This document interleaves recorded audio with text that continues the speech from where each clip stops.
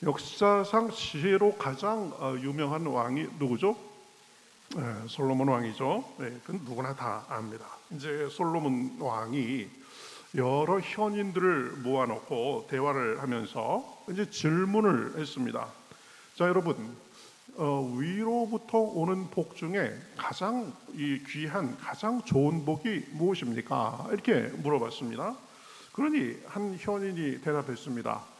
제가 보기에는 부귀입니다. 부귀란 견고한 성과 같아서 마음이 든든해질 뿐만 아니라 그 부귀로 어떤 것이라도 다 살 수 있기 때문입니다. 이렇게 대답했습니다. 자, 솔로몬은 그 말을 듣고 이제 옆에 있는 현인에게도 물었습니다. 그러자 백발이 성성한 한 현인은 이렇게 대답합니다. 저는 지혜라고 생각합니다. 지혜는 선한 길로 인도하고 영혼을 지킬 뿐 아니라 지혜가 있는 사람은 명예를 얻을 수 있기 때문입니다. 이렇게 대답했습니다. 자, 이제 마지막으로 솔로몬은 다른 한 현인에게도 묻습니다. 그러니 대답합니다. 위로부터 오는 복 가운데 가장 좋은 복은 덕입니다. 덕이 많으면 좋은 친구를 얻을 수 있기 때문입니다. 부귀, 지혜, 덕 다 좋은 대답이죠. 그런데 그 답들을 듣고 솔로몬 왕은 별로 만족하는 기색이 없었습니다. 그래서 이 솔로몬 왕이 이제 다른 이 현인들이 솔로몬 왕에게 묻습니다. 왕께서는 가장 좋은 복이 뭐라고 생각하십니까? 이렇게 역으로 물은 거예요. 그러니까 솔로몬 왕은 미소를 지으면서 이렇게 대답했다고 합니다. 평강이라고 생각합니다. 많이 가지면 뭐 하겠습니까? 궁궐에 산들 무슨 낙이 있겠습니까? 궁궐에 살아도 그 속에 걱정과 근심이 가득 차 있으면 소용이 없지 않겠습니까? 지혜가 많으면 뭡니까? 세월이 흘러 나이가 들면 깜빡 잊어버리는 건 다 똑같습니다. 덕은 또 무슨 유익이 있습니까? 자기 마음도 다스리지 못할 때가 많은 것을 우선 마음이 편해야 되지 않겠습니까? 아무리 많이 가졌다 해도 최고의 학문을 배웠다 해도 마음이 편해야 합니다. 그렇기 때문에 제가 보기에는 하나님이 주시는 복 중의 복은 평강의 복입니다. 이렇게 대답했다라고 합니다. 이 듣고 보면 참 맞는 말입니다. 그렇죠? 평강이 없다면 그 속에 가장 중요한 알맹이가 빠진 것 같은 것입니다. 사람은 누구나 평강을 누리면서 살기를 원합니다. 돈도 많이 벌고 성공도 하고 높은 지위도 누리고 또 좋은 집에 살고 좋은 차를 타려는 것도 그것을 통해서 만족과 행복과 마음의 평강을 누리기 위해서 그런 것입니다. 그렇기 때문에 돈이 많고 지위가 높고 지식이 많다고 해도 마음의 평강이 없으면 결국은 속빈 강정이 되는 것입니다. 그렇죠? 그래서 이 성경에서도 보면 이 평강에 대해서 굉장히 중요하게 이렇게 언급하고 있는 것을 볼 수 있습니다. 시편 29편 11절에 보면은요, 이렇게 말씀합니다. 여호와께서 자기 백성에게 힘을 주시며 여호와께서 자기 백성에게 평강의 복을 주시리로다. 하나님께서는 자기 백성이 평강을 누리면서 살기를 원하신다. 그런 것을 복으로 주신다라고 말씀하는 거죠. 또 로마서 14장 7절 아주 중요한 말씀을 합니다. 하나님의 나라는 먹는 것과 마시는 것이 아니요 오직 성령 안에 있는 의와 평강과 희락이라 이렇게 말합니다. 그렇죠? 하나님의 나라는 무슨 큰 능력을 행하고 그런 것이 아니라 가장 중요한 것은 하나님 안에서 누리는 의와 평강과 희락이다, 기쁨이다, 이것이죠. 그렇죠? 그렇기 때문에 이것이 빠졌다면 그 사람에게는 진정으로 하나님 나라가 임한 것이 아니게 되는 것입니다. 그렇죠? 그래서 이 하나님이 주시는 평강은 하나님의 은혜 가운데 누리는 최고의 복 중에 하나가 되는 것입니다. 그래서 이사야서에서는 이렇게 말합니다. 악인에게는 평강이 없다라고 말합니다. 그렇죠? 그러니까 많이 술수를 쓰고 해가지고 자기가 겉으로 누리고 그래도 속에 평강이 없다라는 것이죠. 그렇죠? 그렇기 때문에 하나님께서 주시는 복 중에 우리가 사모해야 될 복은 평강의 복인 줄 믿습니다. 평강이 이렇게 중요한데, 그러면 우리가 평강을 누리기 위해서 어떠한 태도를 갖고 살아야 되는가? 오늘 본문을 통해서 한 3가지 정도로 생각해 보도록 하겠습니다. 자, 마음과 생각을 지키시리라. 그것은 평강을 주시리라는 거하고 똑같죠. 자, 평강을 누리기 위해서 첫 번째, 기뻐해야 됩니다. 기뻐해야 됩니다. 그렇죠? 주 안에서 항상 기뻐하라라고 말씀하고 있죠. 여러분, 살면서 우리가 기쁘고 즐거운 마음을 갖고 사는 것이 중요합니다. 그런데 오늘 말씀은 주 안에서 기뻐하라고 하십니다. 그러니까 우리가 기쁨을 누릴 수 있는 가장 진정한 길은 누구를 통해서냐? 예수님을 통해서 그렇게 되는 것입니다. 주님이 우리를 사랑하십니다. 주님이 우리를 보호해 주십니다. 주님이 우리를 인도해 주십니다. 삶의 좋은 곳으로 함께 해 주십니다. 어려운 일이 있어도 합력해서 선을 이루게 하십니다. 또 지금 하나님 우편에 앉아 계셔서 주님께서 하시는 중요한 일 중에 하나가 뭐예요? 우리를 위해서 중보하고 계시는 것입니다. 그래서 주님으로 인해서 주님을 생각하면서 기뻐하는 삶의 태도를 가지고 살아야 됩니다. 어려운 일이 있고 삶이 고단하고 만만치 않지만 주님으로 인해서 우리가 기뻐할 수 있는 것입니다. 그렇죠? 기뻐하되 우리는 주님으로 인해서 항상 기뻐해야 됩니다. 주님 안에서 우리가 항상 기뻐할 수 있습니다.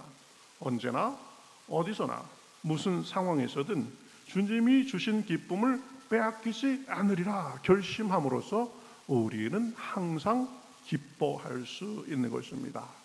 여러분, 기쁨은 자동이 아닙니다. 기쁨은 선택입니다. 보면 마귀는 우리에게 염려, 불안, 불평, 마음에 상하게 하는 일 등으로 우리의 기쁨을 자꾸 빼앗아 가려고 합니다. 그러나 그러한 것에 기쁨을 빼앗길 수가 없습니다.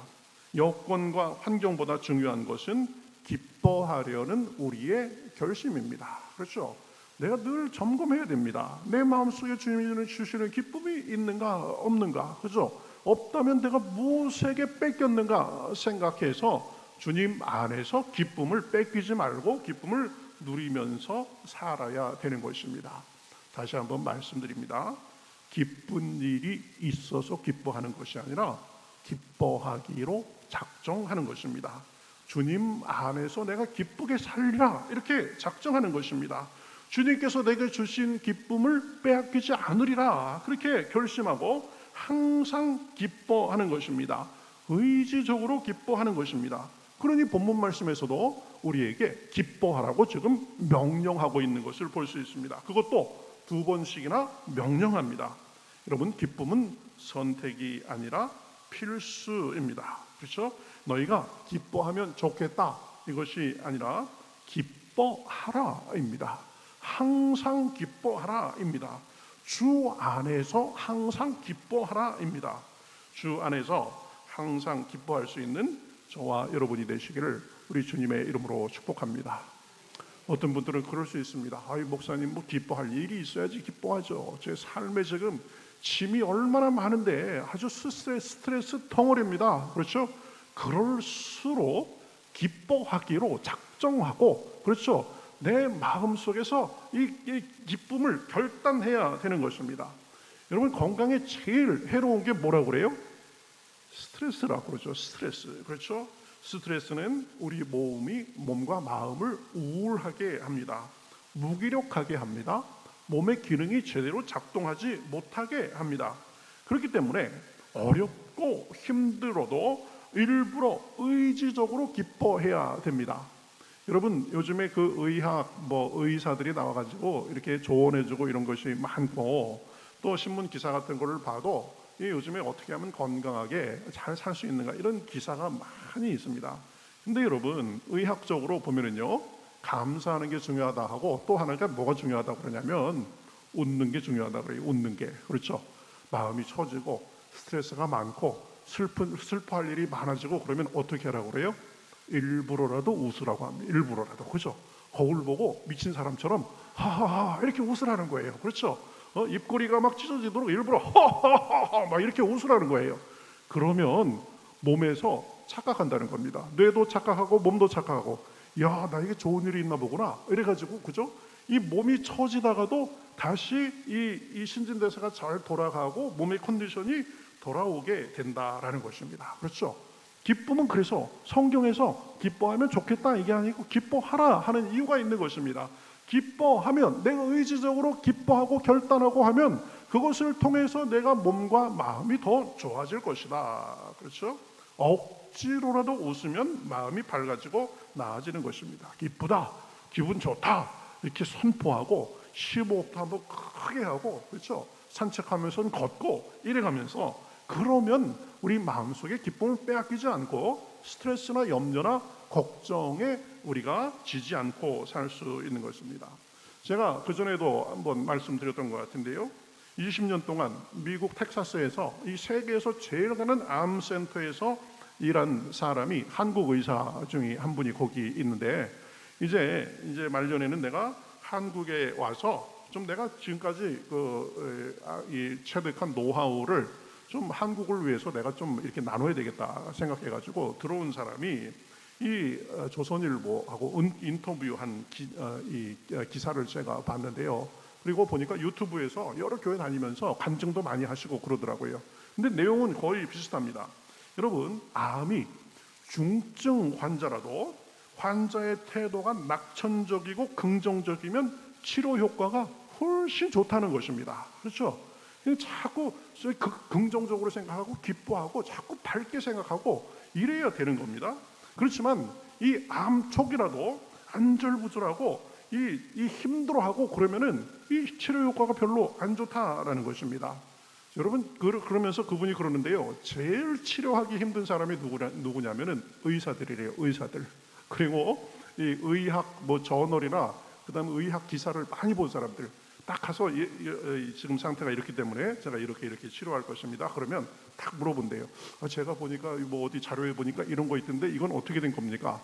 그래가면서 자꾸 이 의사를 100% 신뢰하지 않고 마음이 자꾸 갈라지고, 그리고 그 사람들이 제일 피곤하고 이 치료 효과도 제일 낮다는 것입니다. 그냥 언제나 하나님 안에서 기쁘게 생각하고, 그렇죠, 모든 것을 맡기고 긍정적으로 생각하고, 그러면 그게 이 건강에도 제일 좋게 되는 것입니다. 그러면서 그분이 꼭 말미에 이 덧붙이는 말이 있습니다. 신앙생활하는 사람들이 이 암 치료에도 건강에도 훨씬 더 유리하다는 것입니다.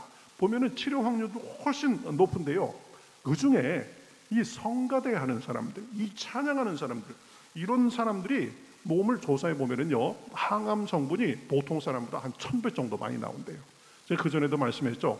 성가대 많이 하시라고, 복 받는다고, 그죠? 네? 하나님 섬겨서 복 받고 건강으로도 보통 사람보다 항암 성분이 1000배가 많이 나온다니까 얼마나 좋은 것입니까? 왜 그래요? 하나님을 찬양하기 때문에 하나님이 기쁨을 주는 것도 있고, 또 찬양을 통해서 늘 기쁜 마음으로 살기 때문에, 그렇죠? 이 암이나 우리 몸에 안 좋은 것이 틈탈 새가 없는 것입니다. 하나님을 섬기며 주님이 주시는 복을 누리니 더욱 그러한 것입니다. 제가 몇 년 전에 책을 읽었는데 이게 무슨 책인가 하고 궁금해가지고 주문해가지고 이제 책이 와가지고 뭔가 하고 이렇게 보다가 앉은 자리에서 그냥 다 봤습니다. 어떤 책이냐면은 이 신림동에, 요즘은 이제 고시가 없어졌지만 한 10여 년 전에 쓰여진 책인 것 같은데, 고시 합격자를 가장 많이 배출한 교회가 이 신림동에 있는데, 신림동 무슨 장로교회인가 그렇습니다. 근데 그 교회에서는요, 한 해에 한 60-70명씩 고시 합격자가 나왔다고 그래요. 그래서 이제 신림동 그 교회 출신의 고시 합격자들이 자기가 고시를 어떻게 합격했는가 그를 수기로 쓴 그 간증집인데, 그걸 보면은요, 거의 내용은 똑같습니다. 뭐냐면 고시 준비하느라고 시간도 형편도 안 됐지만 내가 어차피 내 혼자 힘으로도 해도 안 될 거 내가 믿음으로 하나님한테 의지해야 되겠다 그래가지고 믿음으로 모든 예배에 참석하고 새벽 기도도 더 열심히 하고 주일학교 봉사도 더 열심히 하고 하니까 희한하게 하나님이 공부도 잘 되게 하시고, 우연히도 고시 보는 날 그 아침에 야 이거 한번 볼까 하고 이 세심히 봤던 게 문제 딱 나오고, 그래가지고 하여튼 하나님의 은혜로 나는 합격했다 하는 사람들이 거의 대부분이었어요. 그렇죠? 먼저 그 나라와 그 의를 구하며 하나님 안에서 기뻐하고 하나님께 최선을 다하면 하나님이 책임져 주시는 것입니다. 우리 일을 이루어 주시고 우리 삶 속에 기쁨을 주시는 것입니다. 그렇죠? 그러니까 언제나 우리가 주님을 잘 섬기면서 주님 안에서 기뻐해야 되는 것입니다. 기뻐하고 웃고 사는 것이 보약입니다. 그렇죠? 말씀했죠? 일부러라도 그냥 거울 보고 미친 사람처럼 한 번씩 이렇게 웃고 그러면 기분이 달라지는 것입니다. 그렇죠? 왜 우울증에, 왜 그냥 걱정과 염려에 쌓여가지고 시간을 이렇게 보내야 됩니까? 찡그리지 말고 어렵고 힘들어도 주님 안에서 기뻐하시는 저와 여러분이 되시기를 우리 주님의 이름으로 축복합니다. 기쁨은 주님 안에서 하는 결단입니다. 어떤 상황에서도 웃고 기뻐하라고 하기로 결단하면 하나님께서 우리 마음과 생각을 지키시고 평강의 삶으로 인도하시는 것입니다. 자, 기뻐해야 된다. 요즘에 참 이제 점점 이 몸이 끈적끈적해지고 이 짜증이 많이 나는 그런 시기인데, 그렇죠? 그때도 아이고 그냥 몸 처지고 그냥 좋겠다 그러지 말고 하나님이 주시는 평강과 기쁨을 구하면서 기뻐하며 살아야 되는 것입니다. 두 번째는 관용해야 됩니다. 관용이 굉장히 중요한 단어입니다. 관용은 뭐예요? 남을 용서하고 용납하는 것입니다. 살다 보면 이런저런 일로 화가 나고 서운한 마음이 드는 일과 사람도 많이 있지만 그것을 마음에 담아놓고 꽁 하고 있으면 안 된다라는 것입니다. 한번 웃고 용납하고 용서하며 살아야 됩니다. 그래야 주님이 주시는 평안을 잃지 않고 살 수 있습니다. 여러분 본문 말씀에서도 관용하라라고 말씀합니다. 그런데 관용하라고 하는 이유가 무엇이에요? 5절 한번 같이 읽어볼까요? 너희 관용을 시작. 너희 관용을 모든 사람에게 알게 하라. 주께서 가까우시니라. 그렇죠? 너희가 관용하며 살아라. 그런데 주 안에서 기뻐하라 그랬던 것처럼 주님으로 인해서 관용하며 살라고 말씀합니다. 주께서 가까우시니라 이렇게 말하죠. 우리가 관용해야 될 이유는 주님 때문에 그렇습니다. 주님이 가까우시기 때문에 그렇습니다. 주님은 거리상으로 우리와 가까이 계십니다. 우리 곁에 계시죠? 우리를 다 보고 계십니다. 우리 속마음까지 다 알고 계십니다. 그러니 관용하며 살아야 됩니다. 또 주님은 시간상으로 가까우십니다. 주님께서는 곧 우리에게 다시 오실 것입니다. 그때 우리가 주님께 얼마나 관용하며 살았는지, 용서하고 포용하며 살았는지를 보여드릴 수 있어야 되는 것입니다. 또 관용의 중요한 이유가 있습니다. 우리가 주님의 관용을 받은 존재이기 때문에 그렇습니다. 주님은 그 십자가의 보혈의 공로로 우리를 다 그냥 조건 없이 용납해 주셨습니다. 그러니 주님의 그 큰 용서를 받은 사람으로서 우리도 서로 용서하고 살아야 되는 것입니다. 뿐만 아니라 우리는 앞으로 계속 용서받아야 되는 존재입니다. 그렇죠? 주님께 용서받고 사람들에게도 용서받고 살아야 되는 존재입니다. 여러분, 사람은 누구나 완벽하지 않습니다. 허물이 있습니다. 그러니 나는 평생 실수 한 번 하지 않을 것처럼 그렇게 하고 살면 안 되는 것입니다. 그렇죠? 우리가 용서하지 않으면 주님도 용서하지 않는다라고 말씀하셨습니다. 용서를 강조적으로 말씀하신 거죠. 용서하지 않으면 제일 손해보는 사람이 누구일까요? 용서 못 받은 그 사람일까요? 아닙니다. 용서하지 않고 그 마음에 가지고 그 상처를 안고 사는 사람이 제일 손해인 것입니다. 영적으로 하나님과의 관계가 불편해집니다.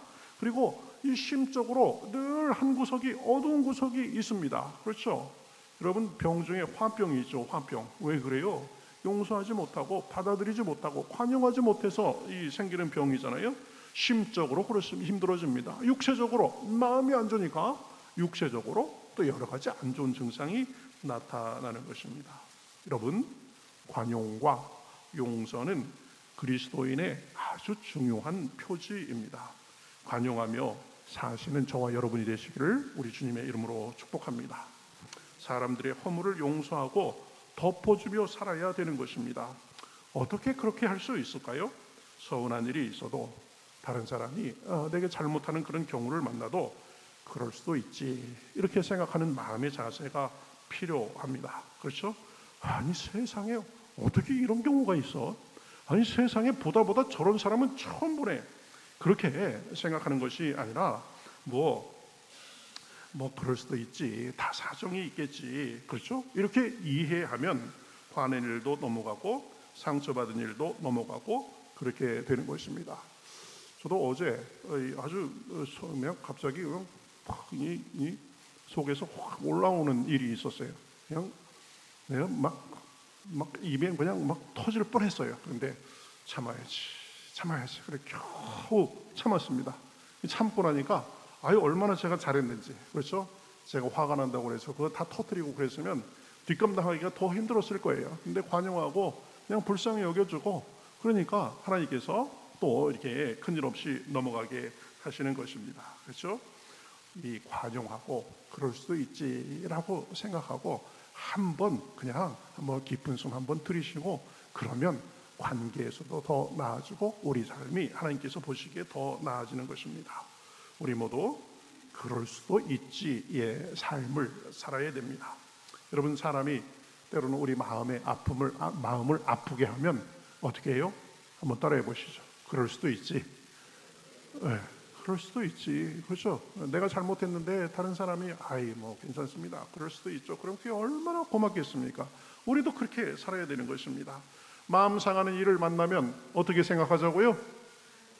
그럴 수도 있지. 살다 보면 그럴 수 있지. 내가 인생을 산 게 얼만데 이 정도야 우습지, 이렇게 생각하는 겁니다. 그죠? 식구들이 갑자기 속상하게 하면 어떻게 생각해요? 그럴 수도 있지, 그렇게 생각하는 것입니다. 멀쩡하던 사람이 갑자기 어느 날 그냥 속을 확 뒤집어 놓습니다. 그러면 어떻게 생각해요? 그럴 수도 있지, 이 마귀가 저 사람 통해서 내 속을 뒤집어 놓으려고 하는구나, 이렇게 생각하면 거의가 맞습니다. 본래 그런 의도가 아니겠지, 그럴 수도 있지, 이런 태도가 중요합니다. 그런 태도를 통해서 가장 덕보는 사람이 누구라고요? 나 자신인 것입니다. 나 자신. 그렇죠? 내가 미워하고 꿍하고 있어도요, 그 사람은 몰라요. 보면 그렇게 되는 것입니다. 바로 그렇게 생각하고 관용하는 사람이 주님께서 주시는 평강을 누리면서 사는 사람입니다. 자, 마지막 세 번째로 우리는 마음의 평안을 누리기 위해서 기도하며 살아야 됩니다.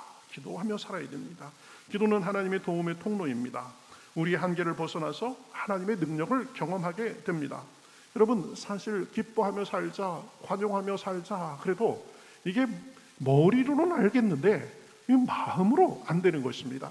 내가 그럴 수도 있지 암만 해봐도 이게 마음속에서는 이번에는 안 되겠다, 못 참겠다, 자꾸 그런 생각이 불쑥불쑥 나오는 거죠.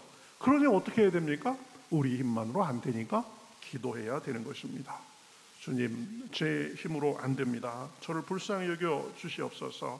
제 마음과 생각을 붙들어 주시옵소서. 제 말을 붙들어 주시옵소서. 이렇게 기도해야 됩니다. 그러면 기도하면 하나님께서 우리에게, 그렇죠, 이 슬픈 상황에서도 기뻐할 수 있도록 하고 참을 수 없는 상황에서도 관용하면서 넘어가게 하는 것입니다. 기도는 제가 늘 말씀드리지만 우리의 한계를 넘어서 전능자에게 기대는 것이다 라고 했습니다. 의지하는 것이다 라고 했습니다. 우리는 힘이 없지만 기도하면 주님께서 우리를 도와주시고 우리의 한계를 극복하도록 도와주시는 것입니다. 살다 보면 마음 상하는 일도 있지만 또 염려거리도 많이 있습니다.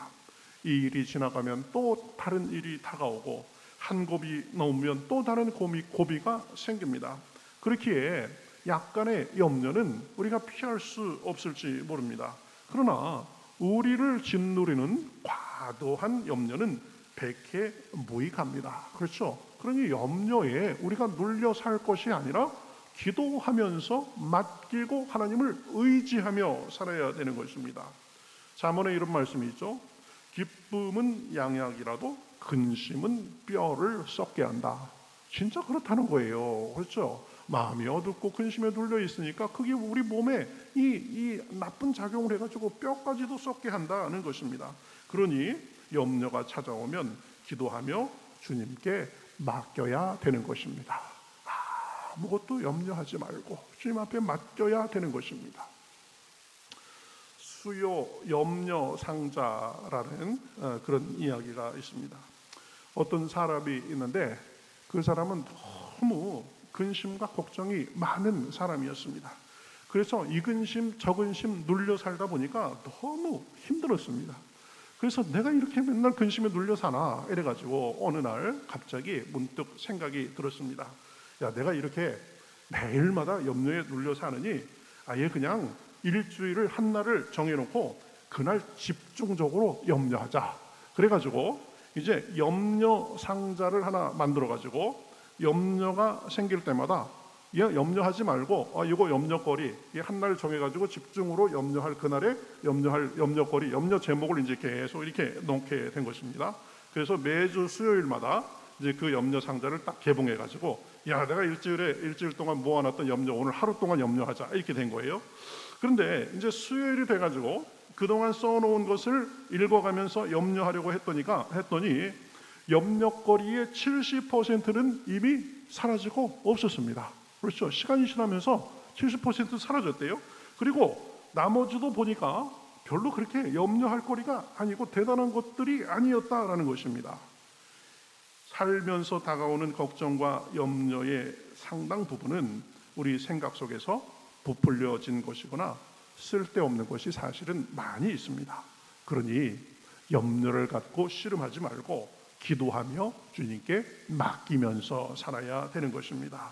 그러면 주님께서 우리 염려도 맡아주시고 우리를 위해서 일하는 것입니다. 그렇죠? 염려를 맡겨야 된다. 또 하나 오늘 본문에서 말씀하시는 것은 기도하면서 감사함으로 기도해야 되는 것입니다. 믿고 구한 것은 받은 줄로 믿으라고 하셨습니다. 그러니 기도한 것은 응답하신 줄로 믿고 감사하며 마치 그 기도가 이루어진 것처럼 그렇게 감사하며 살아야 되는 것입니다. 할 수 있거든요. 무슨 말이냐? 믿는 자에게는 능치 못할 일이 없느니라고 하셨습니다. 주님께서 감사하는 사람의 기도를 들으시고 감사한 일을 더 많이 주시는 것입니다. 여러분, 우리가 가만히 생각해 보면 감사하지 못할 일이 없습니다. 여러분, 참 코로나로 인해서 우리가 2년 이상 동안 참 여러 가지로 어려움을 당했지만 참 감사한 것은 그래도 우리 교회에 속한 분들은 큰일 당하지 않고 그래도 잘 넘어갔습니다. 얼마나 감사한 일인지 알 수 없습니다.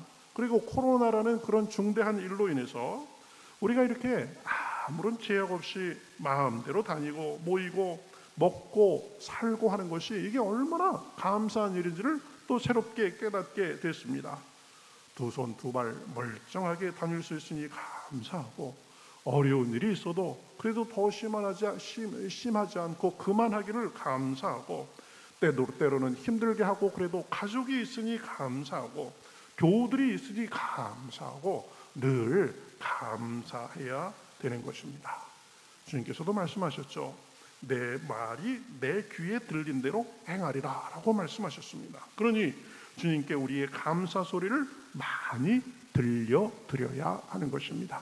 그러면 주님께서 우리의 감사하는 마음과 감사의 말을 보고 들으시고 우리에게 더 감사거리로 채워주시는 것입니다.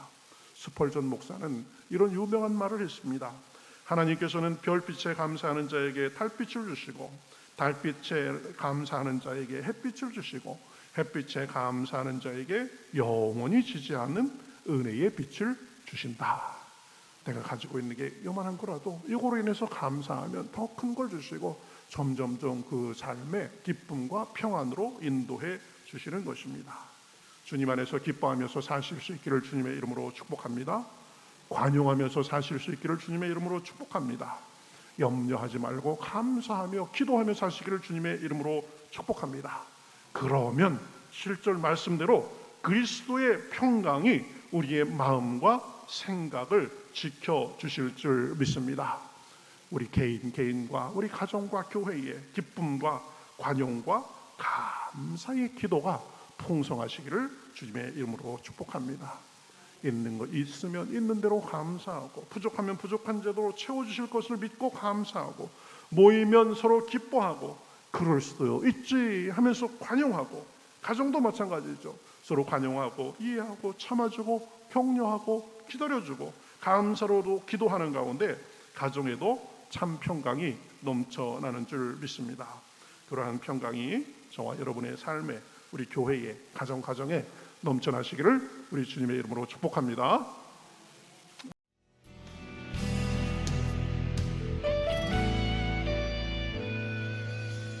주님 말씀하시면 내가 나가리다.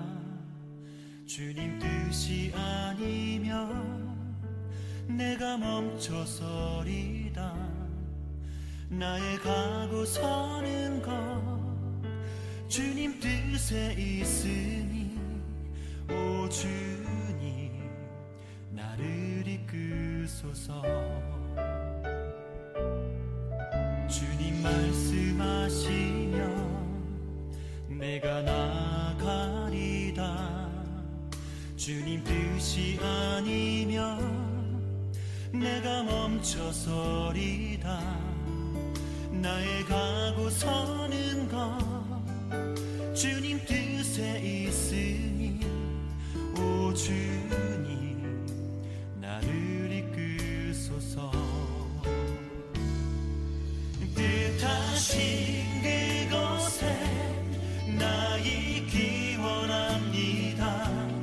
이끄시는 대로 순종하며 살리니, 연약한 내 영혼 통하여 일하소서.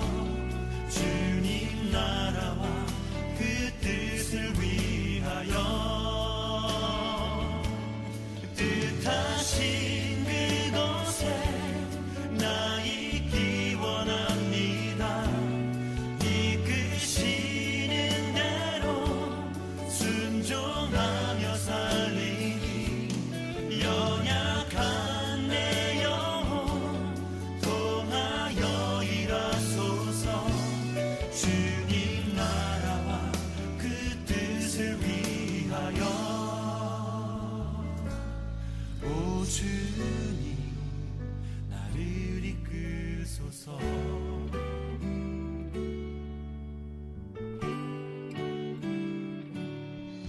주님 말씀하시면 내가 나가리다. 주님 뜻이 아니면 내가 멈춰